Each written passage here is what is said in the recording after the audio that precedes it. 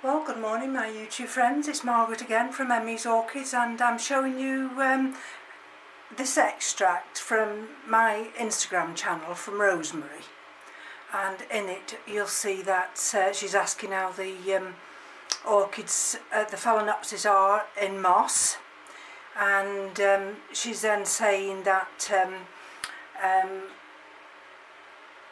how does she grow roots? What medium would you go for a repot in future?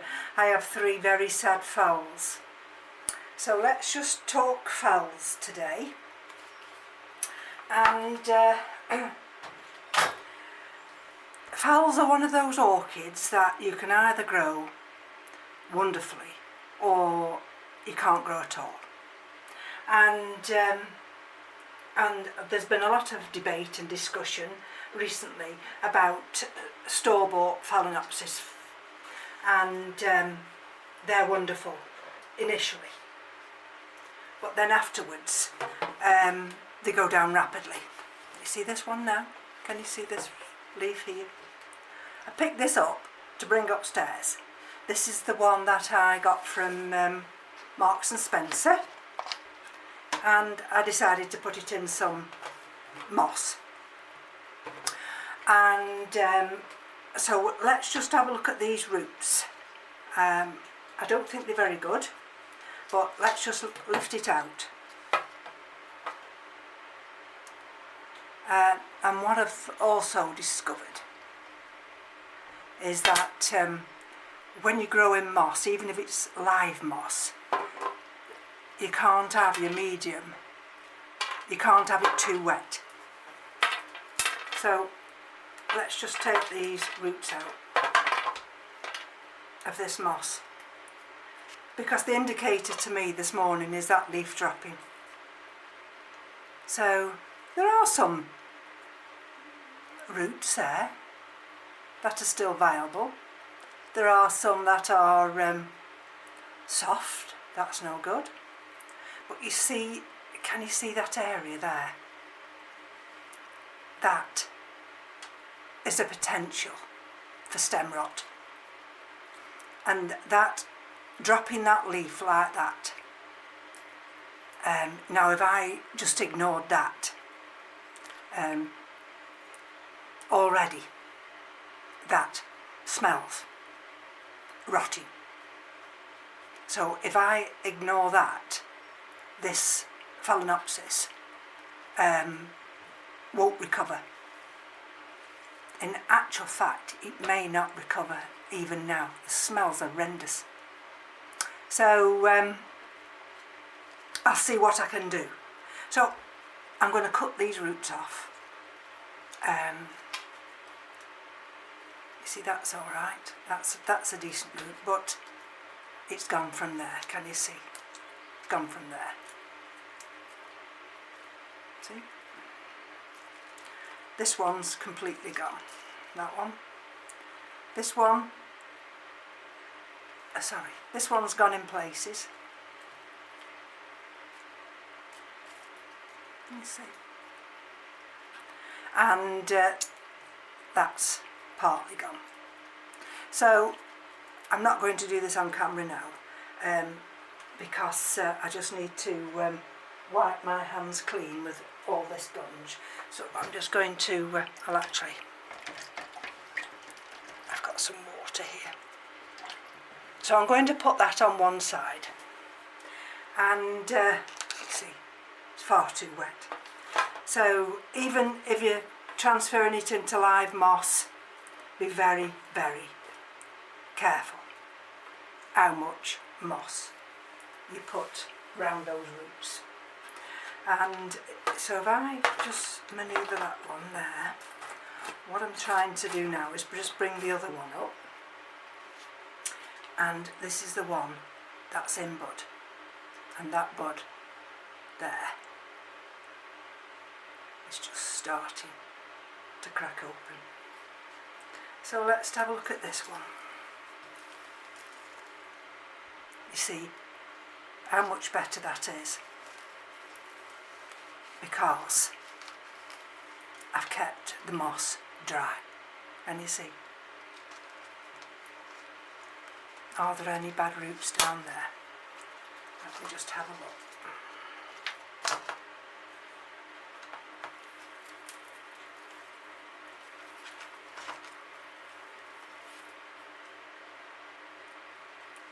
That could be suspect, can you see? But have they grown any? That's the point. Have they grown any? No. And that little pink root there, that hasn't extended neither. So I'm going to look at these later and make a decision. And why do I need to make a decision? I'm going to move this tray now from here and put it behind me if I can somewhere. I think I'll put it down here. Now, when you've got Phalaenopsis orchids,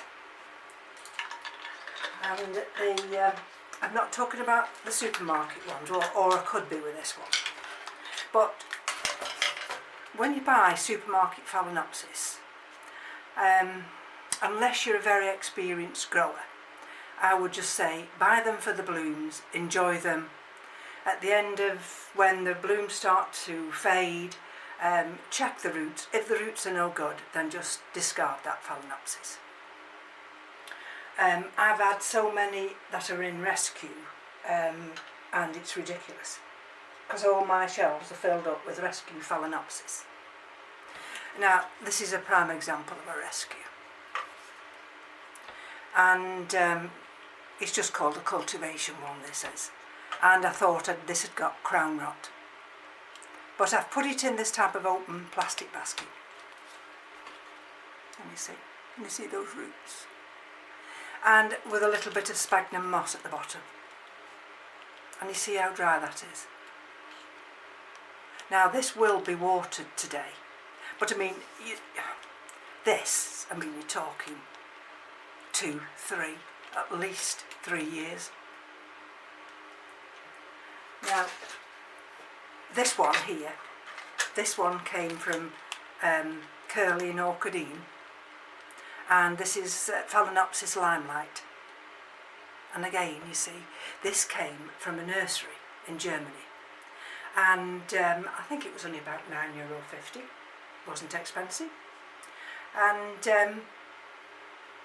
it promptly dumped some of the roots, and again I've had to put it in this open tight basket. You see one little root there, it's got a little bit of moss round the bottom, and this will need to be watered today, and that's why I've got it out. You'll still see that these leaves are still struggling with dehydration. But this is the only way. I can still smell that other Phalaenopsis. This is the only way you're going to get them to recover, and that's with patience. This, believe it or not, the date on this that I received this was the 31st of May 19. So since then, it's managed to produce that root there. It's managed to produce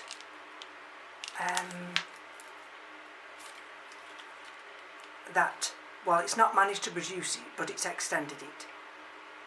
So we're many months down the road. And I've got another one here. And this is on one of my branches, and this is just called Phalaenopsis hybrid. Now, when did I purchase this? Have I put a date on it?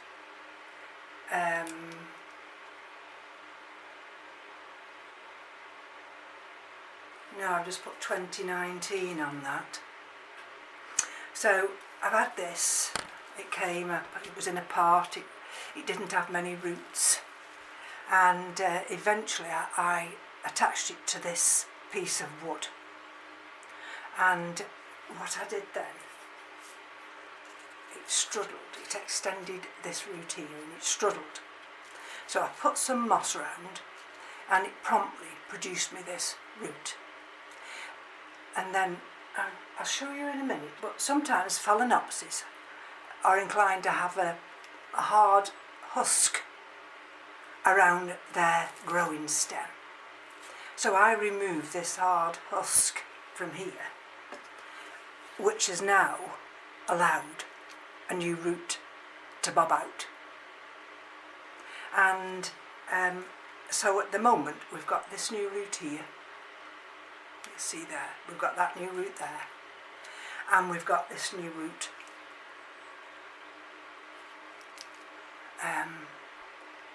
now where are you? There, as you can see there. So now this is going to take 12 months just to not be dehydrated. And you see, look at that leaf there. Can you see how dehydrated it is? So it's a very long process. This one here, that I've got this nice bloom on. Can you see that nice bloom? This has got a leaf now, the older leaf that's dying back. But it's giving me a new root. And this was fed and watered yesterday. It's got a good root system and it's in large bark. Now, so I grow in all different kinds of media when it comes to Phalaenopsis. But what you've got to give them is air, a growing substrate, whether it be bark, whether it be sphagnum moss, whether it be mounted, and don't overwater them, but feed them regularly. This one here, I'll show you this one with the blooms. Can you see the blooms on this one? I've got 2 blooms on this one. There we go. And let's have a look at this one. See, sometimes they do get a bit top heavy and you've got to stake them. As this leaf came through, it split, but it's got a new leaf and it's not got a bad root system. And you see the roots. Now can you see how dry those roots are? So this will be watered today, and what I'll do is it's in this pot here, and I'll fill this full of fertiliser, and it will be allowed to sit in this pot here. And every time I have a Phalaenopsis, it's very rarely that I flush. And let me just show you, I've got 1 or 2 here, and then I'll show you the mounted ones. See this one here? This is grown, I've had this since 4th of June 17, and this is the one that got crown rot. And it's got a good root system. And then there's the for want of a better word, the keiki that grew from it. And there's something, where is it? But it's never actually done anything, that little area there, where my thumb is. Whether you'll see that. So, was that worth keeping? And this one's called Wild Peach. And I think it's quite a nice one actually. So that's why I'm trying to grow this on. Now when it will bloom, I've no idea. That's that type of husk that I'm talking about. Okay, and that's grown in bark. So you can grow them in anything really. You can grow them in stone. You can grow them in sphagnum moss. You can grow them in a plastic pot. This is the one that I had from the lady from work. I've had this about 2 years. That bottom leaf there has never recovered. But the plant itself, that's partly recovered. But the plant itself is doing fine. And it's got quite a decent root system. Right, and if I just show you one more in a pot, I mean I've got that many in pots, it's unbelievable, is this one. Now most of mine I've got no names, they're just called no ID. Sometimes if I remember I will put a label on to say what the flower looked like. You see this one has got this tendency to want to fall with its leaf this way, so I clip it back to this old manky leaf here, and I just clip it back here like that. And it's supposed to have 7 leaves on, I think, to flower, so that's 1, 2, 3, 4, 5, 6, 7. That's got 7 leaves on. Now when will it flower? No idea, absolutely no idea. I don't know whether you'll see, whether you're going to see, but there's a root that's travelled round that pot, and it's still travelling round, and that's just planted in this pot, and it's just planted in bark. I think originally it had a little bit of sphagnum moss, but again, you see the top looks quite dry. It's got aerial roots, it's got a nice new growing tip there, but underneath that doesn't need to be watered yet, and the reason being why, because there is actually some water at the bottom of that pot, and it sits in that pot on the shelf, so that doesn't need to be watered yet. I usually allocate Monday, Phalaenopsis Monday I call it, and I check them on a Monday. So some get watered, some don't. Now let me go on to the mounted ones now. This is one that's in bud, and this is one that flowered recently. It flowered its little heart out. It had a branch like this, and there were little white ones. And there you are, you see, this is on a piece of cork mount. I've actually cut some of these fishing line, because some of the roots were they were strangling them. And we have not a bad root system. We've got a new root down in there. Can you see that? New root down in there. So we've got that new root there. We've got that root there. And we did have some roots go back into this cork mount, and they've stayed there. I don't know whether they'll ever work their way through it. Now this, I've cleared some of the husk from round there, and if you'll see where I've cleared the husk, there's an area there that may well produce a root. I've cleared it from there, and that's got this little root bobbing out there. And so this has been here, wow, maybe 2 or 3 years.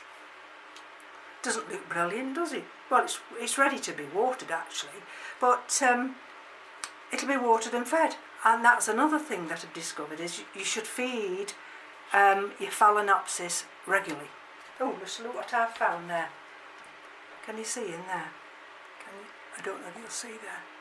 Where is it? There. Oh! Tip it, Margaret, so they can see. Look. That's a snail. And that was in that moss. Oh, gross. Right, now let's show you these two before we run out of time. I'm not so sure about this one. You see, look at this. Oh, goodness gracious. Can you see? Now, what's caused that? That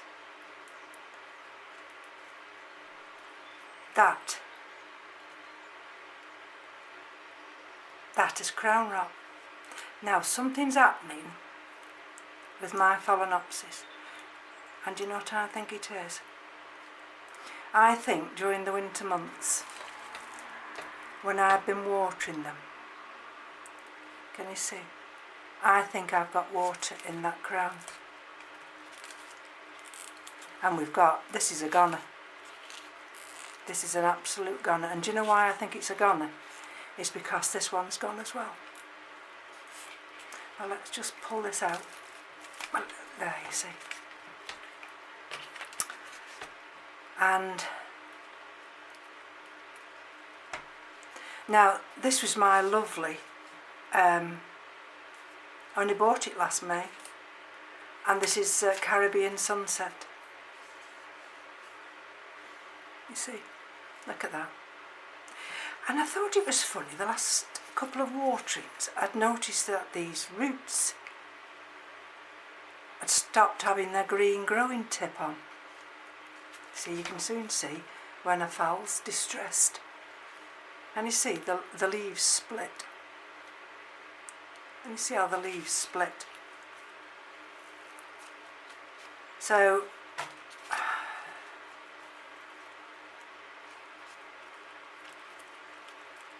you see, I won't save this.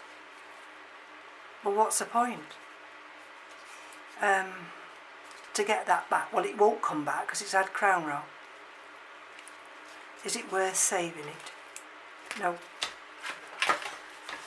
And I've come to accept there are certain losses that you will incur. Now this one is Little Zorro. Oh, I tell you, I've struggled to save some of my Phalaenopsis orchids, and they brought me such distress because I kept wondering what I've done wrong. And the answer's there. The answer's in the watering, especially during our winter months. This one is fine, but I tell you, this one took me such a long time to save. And I've got it now wrapped round. I've got it in on this large piece of wood, and it seems to have adapted well. I've got a big main root here, and I've put some of this wicking round, and I've got another root there, and you see there, comes out there. And I do try when I water these to dry out their crowns, but you've only got to get a drop of water in that crown, and if you do, then like with this Caribbean Sunset here, see, it soon sets in. It soon sets in. And this one here, now these I've shown you now are all like hybrid types, and I have got a couple of species ones. I've got the Sedaria japonica, which is now Phalaenopsis japonica. Now you see this one here, I've no idea what this is. It's another no ID. And we've got this root here. We've got a nice active root there. We've got another active root there. And these soon green up, and we've got a nice root there. And this one seems to be fine. Those leaves are very firm. You see what a little leaf that was, but then it's recovered and it's brought out these. That's the M.E.s leaf. And I actually do like Phalaenopsis mounted. I think the safest way to grow them is mounted. But then, because I live in England and we have such cold winters, you've got to be so careful with watering. And this is a little species one I've got here. And this is Phalaenopsis parisiae. And it's actually grown, I can't remember which was the mother one, whether it was that one and it produced that one. But again, you see, it's now dry. And they're just dormant. Oh, sorry. These are just dormant at the moment. So they don't need an awful lot of water. I have to be very, very careful. And I do when I'm looking, check and dab the crown. But that's a little species one. And then I've got this one here.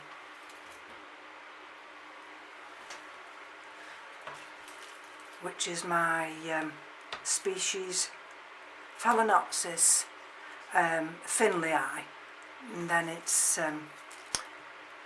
M.E.s Phalaenopsis stewartiana. This is actually a deciduous one. Doesn't look very healthy, but it's not dropped either of these leaves this winter, and the root extends all the way. It's like a snake. Can you see? It goes all the way down there and it goes all the way inside there. And what I do to water this, I just water from the top and let it run all the way down. There are a couple of little cattleyas on here. Now whether these will survive, whether that will survive, I've no idea, because this one was bought in July 16, and I've got June 18, but I don't know whether that's been on there since June 18. There's another little root there. Anyway, so what conclusions can I give? Well, there aren't any really, because it all depends on your environment and whether or not you've got the right environment to grow them. This is that little mini Phalaenopsis, which I'm trying now in semi-hydroponics. I mean, all my Phalaenopsis are kept inside in my growing room, and of course the weather doesn't affect them because they're grown inside. There's that little one in a square basket. But all I would say is that they do like to feel warm, and they don't like to be overwatered. So even this one, can you hear it?